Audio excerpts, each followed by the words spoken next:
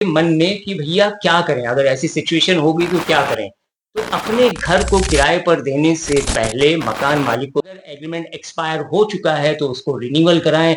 RWA society में as per the जो documentation उनका है, उसको वहाँ सबमिट करें। हर साल नया पुलिस वेरिफिकेशन कराएँ, अदरवाइज़ आप प्रॉपर्टी अपने हाथ से खो सकते हैं। टेनेंट एंड लैंडलॉर्ड की जो राइट्स हैं वो मैं आपको बताता हूँ कि ऐसा कहा जाता है कि अगर कोई किराएदार करीब 12 साल तक, जी हाँ, 12 साल तक किराए की प्रॉपर्टी में रहता है तो उस पर वो अपना हक जता सकता है। जी हाँ, इसमें मकान मालिक इस सिचुएशन में अपना जो मकान है वो हाथ से गंवा सकते हैं। ट्रांसफर ऑफ प्रॉपर्टी एक्ट के मुताबिक एडवर्स पोजीशन में कोई ऐसा नहीं होता जिसमें इस प्रॉपर्टी पर कब्जा होता है वही बेचने का अधिकारी भी होता है। ट्रांसफर ऑफ प्रॉपर्टी एक्ट के अंदर एडवर्स पोजीशन में ऐसा नहीं होता, इसमें सिर्फ प्रॉपर्टी पर जिसका कब्जा होता है वही बेचने का अधिकारी भी होता है। तो अगर टेनेंट ने 12 साल से ज्यादा आपकी किराए की प्रॉपर्टी पे कब्जा कर रखा है तो मालिकाना हक उसका भी हो सकता है। अपने घर को किराए पर देने से पहले मकान मालिक को सलाह दी जाती है कि वो समय समय पर एग्रीमेंट को बनवाते रहें। अगर एग्रीमेंट एक्सपायर हो चुका है तो उसको रिन्यूअल कराएं। आरडब्ल्यूए सोसाइटी में एज पर द जो डॉक्यूमेंटेशन उनका है उसको वहां सबमिट करें। हर साल नया पुलिस वेरिफिकेशन कराएं, अदरवाइज आप प्रॉपर्टी अपने हाथ से खो सकते हैं। सुप्रीम कोर्ट के फैसले के अनुसार लिमिटेशन एक्ट 1963 के अंतर्गत निजी अचल संपत्ति, जी हाँ, निजी अचल संपत्ति पर लिमिटेशन की वैधानिक अवधि सिर्फ 12 साल है। अगर मान लीजिए किसी ने 12 साल वहां पर स्टे कर लिया आपकी प्रॉपर्टी पे एज ए रेंटल किसी टेनेंट ने, तो वो आपकी प्रॉपर्टी पे कब्जा जमा सकता है। किराएदार कब कर सकता है मकान मालिकाना हक का दावा, जानिए इस वीडियो में। हमारे जो नए व्यूअर्स हैं सबसे पहले मैं उनसे दरखास्त करूंगा कि मेरे वीडियो को लाइक, सब्सक्राइब और लोगों में अगर पसंद आए तो शेयर जरूर करिएगा, क्योंकि बहुत ही यूजफुल इंफॉर्मेशन है रिगार्डिंग द प्रॉपर्टी जो आप रेंट पे देते हैं टेनेंट को। और बाय चांस क्योंकि कब्जा हो सकता है, टेन्योर पीरियड 12 साल से ऊपर हो गया तो आप ये प्रॉपर्टी खो सकते हैं। जानिए, बहुत यूजफुल इंफॉर्मेशन है। वीडियो को एंड तक देखते रहिए। प्लीज लाइक, सब्सक्राइब और शेयर करिए अगर आपको वीडियो पसंद। अपने पिछले व्यूअर्स का जो पहले देख चुके हो उनका तहे दिल से शुक्रिया, धन्यवाद अदा करता हूं, क्योंकि उन्होंने इस वीडियो को बहुत सराहा, लाइक किया, सब्सक्राइब किया। लोगों के कमेंट्स आए कि आपने पिछला वीडियो बहुत अच्छा बनाया था। अगर आपने नहीं देखा है तो मेरे चैनल पे जाके वो पिछला वीडियो देख सकते हैं रिगार्डिंग द फर्नीचर इंटीरियर के रिगार्डिंग, क्योंकि ये रियल एस्टेट से मुताबिक हमारा चैनल है तो मैं यहाँ पर प्रॉपर्टी उससे मुताबिक कानूनी कार्रवाई जो प्रोसेस होते हैं और जो चीजें होती हैं नया नया अपडेशन मैं इस पे अपडेट करता हूं। तो प्लीज इस चैनल को लाइक करें, सब्सक्राइब करें और लोगों में शेयर करें ताकि आपके पास में ये कीमती यूजफुल इंफॉर्मेशन मैं देता रहूं। और हाँ, बेल आइकन को जरूर प्रेस करें सो दैट कि नई नई वीडियो जैसे ही मैं अपलोड करूं आपके पास में वो बेल आइकन के थ्रू इंफॉर्मेशन पहुंच जाए और आप उस वीडियो को फौरन देखें, ताकि कुछ ना कुछ आपको उसमें नया मिलेगा। तो चैनल को प्लीज लाइक और सब्सक्राइब करें। आमतौर पर जुड़े नियमों और कानूनों को लेकर लोगों में जानकारी का अभाव होता है। इसी कड़ी में आज हम आपको अपनी इस खबर में बताएंगे कि अगर कोई किराएदार करीब 12 साल तक किराए की प्रॉपर्टी में, रेंटल प्रॉपर्टी में रहता है तो वो उस पर अपना मालिकाना हक भी जता सकता है या नहीं। टेनेंट एंड लैंडलॉर्ड की जो राइट्स हैं वो मैं आपको बताता हूँ कि जब भी कोई मकान मालिक अपनी प्रॉपर्टी को किराए पर देता है तो उसे ये डर बना रहता है कहीं किराएदार कुछ साल यहाँ रहने के बाद उस पे कब्जा ना कर ले। जी हाँ, ये एक साइकोलॉजिकल दिमाग में फैक्ट आता है लोगों के, कहीं जिस टेनेंट को मैं दे रहा हूँ कहीं ऐसा ना हो कि वो मेरे मकान पे कब्जा जमा कर बैठ जाए, ताकि बाद में कोई बखंगड़ा या मुसीबत परेशानियों का सबब न बन जाए। तो उस सिचुएशन में हमें क्या करना चाहिए कि हमें हर साल अपने लीज एग्रीमेंट को रिन्यू कराना चाहिए। ऐसा कहा जाता है कि अगर कोई किराएदार करीब 12 साल तक किराए की प्रॉपर्टी में रहता है तो उस पर अपना वो मालिकाना हक जता सकता है और कब्जा भी कर सकता है। अब आपके मन में ये सवाल आ रहा होगा कि क्या ये बात सही है? क्या ये बात सही है? कहीं ऐसा तो नहीं फेक है, ये सिर्फ ऐसे वीडियो बना दिया है इन्होंने? जी नहीं, ये बात बिल्कुल सही है, क्योंकि जो एक्ट आया है जिसके बारे में मैं आपको बताऊँगा, आगे, तो आगे बने रहिए, वीडियो को लास्ट तक देखिए सो दैट कि यूजफुल इंफॉर्मेशन आपसे मिस ना हो जाए। वीडियो में बने रहें और पसंद आए तो शेयर करें, लाइक करें, सब्सक्राइब करें और बेल आइकन को ज़रूर प्रेस करें।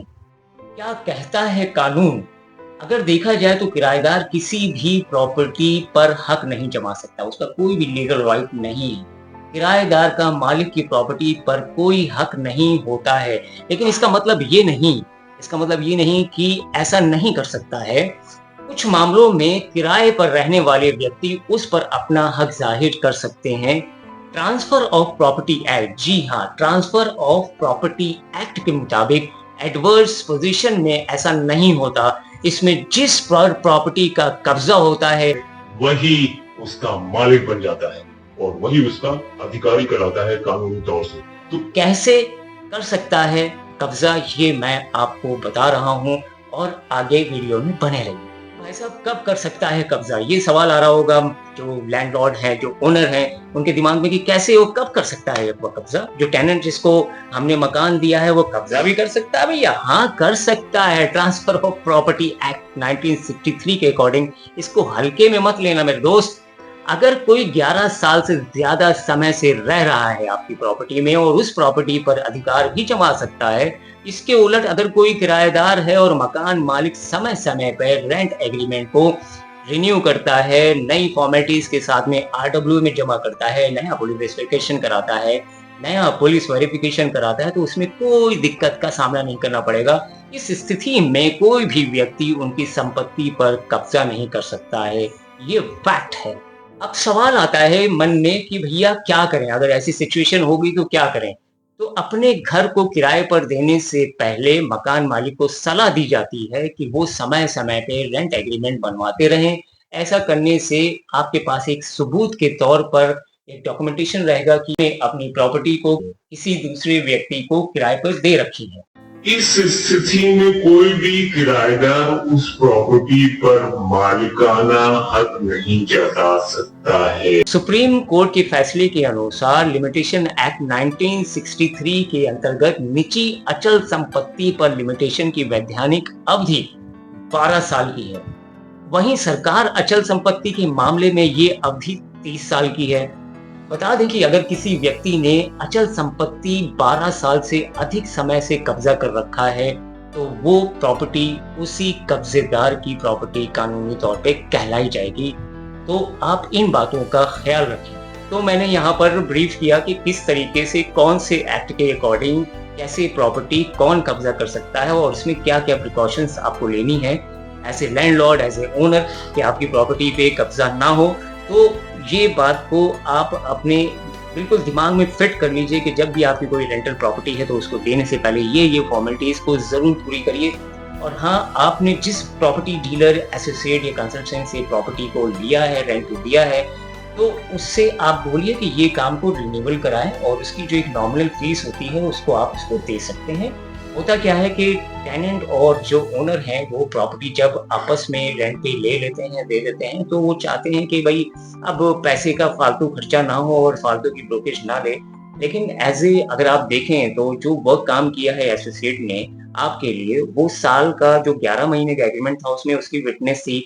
11 महीने हो जाने के बाद में आपने आपसी सहमति से आप दोनों ने मिलकर उस एग्रीमेंट को ना तो रिन्यूअल किया, ना तो रिन्यूअल किया, ना ही उसको आपने आरडब्ल्यू में सबमिट किया। तो उस सिचुएशन में 12 साल अगर हो जाते हैं तो खुदा ना खास्ता कुछ भी हो सकता है आपके मकान के साथ में। तो जिस प्रॉपर्टी डीलर से आपने ये काम कराया या खुद भी किया है, तो आप प्रॉपर्टी डीलर से कराया तो आप उसको बुलाएं, उससे बोलें कि मैं आपको नॉमिनल चार्जेस जो आपके डॉक्यूमेंटेशन होते हैं, ब्रोकरेज होती है, जिस तरीके से भी आपकी म्यूचुअली डिसीजन होता है, आपस में डिसाइड करते हैं, जैसा भी म्यूचुअल कंसेंट होता है आप दोनों के बीच में, आप प्रॉपर्टी को उस तरीके से कर नई फॉर्मेलिटीज के तहत नया पुलिस वेरिफिकेशन, नया एग्रीमेंट, नए स्टैम्प पेपर पे और आरडब्ल्यू की पॉलिसी के तहत, क्योंकि आजकल आरडब्ल्यू की पॉलिसीज भी डे बाय डे चेंज होती रहती है। हर दूसरे साल इलेक्शंस होते हैं, उसमें नया आरडब्ल्यू आता है तो उनकी कुछ नई फॉर्मेलिटीज होती हैं, एक्स्ट्रा डॉक्यूमेंटेशन होते हैं लाइक टीपीए वगैरह वगैरह। तो वो डॉक्यूमेंटेशन को भी प्रॉपर तरीके से आपको डॉक्यूमेंट को सबमिट करना है अपनी आरडब्ल्यूए की सोसाइटी में, ताकि आरडब्ल्यूए भी कल को कोई बात हो तो वो आपके फेवर में, लैंडलॉर्ड के फेवर में रहे। अदरवाइज फिर आप समझ सकते हैं कि वो भी कुछ नहीं कर पाएंगे, क्योंकि आपने उनके नॉर्म्स और उनके रूल्स रेगुलेशंस को फॉलो नहीं किया, उनके डॉक्यूमेंटेशन को कंप्लीट नहीं किया। तो ये चीज़ें आपको ध्यान में रखनी है। अगर आपको वीडियो पसंद आई है तो लोगों में शेयर करें, सब्सक्राइब करें और बेल आइकन को प्रेस करें सो दैट कि नई-नई ऐसी ही इन्फॉर्मेटिव वीडियोस मैं आपके लिए लाता रहूँ और आपको खूबसूरत कीमती जानकारी आपकी प्रॉपर्टी के मुतालिक देता रहूँ। मैं हूँ एके और आप मुझे देख रहे हैं मेरे यूट्यूब चैनल जिसका नाम है स्टेट एक्सप्लोरर। फिर मिलते हैं अपने नेक्स्ट वीडियो में, तब तक अपना ख्याल रखें, सुरक्षित रहें, स्वस्थ रहें, व्यस्त रहें, मस्त रहें। Take care, bye and एडियू।